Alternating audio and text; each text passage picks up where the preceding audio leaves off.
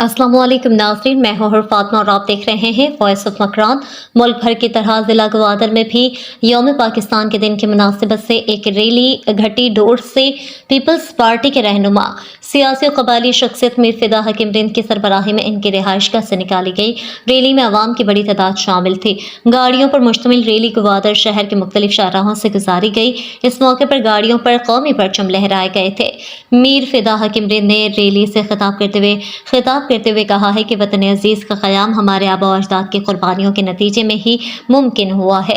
बानी पाकिस्तान कायद आज़म मोहम्मद अली जिन्ना ने मुस्लिम लीडरान के हमरा बड़ी जद्दोजहद के बाद पाकिस्तान हासिल करने में कामयाबी हासिल की है।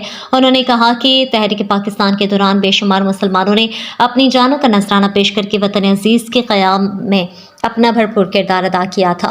उन्होंने कहा कि यौम पाकिस्तान को मनाने का मकसद ये है कि हमें मालूम होना चाहिए कि कितने मुश्किलात और कुर्बानियों के बाद हमें एक आज़ाद और ख़ुद मुख्तार वतन को हासिल करने में कामयाब हो गए हैं। उन्होंने कहा कि ये अब हमारी जिम्मेदारी है कि कायद आज़म के उसूलों को अपना कर इत्तेहाद और इत्तेफाक का मुजाहरा करके वतन अजीज़ को अज़मत और बुलंदी की तरफ गामज़न करें।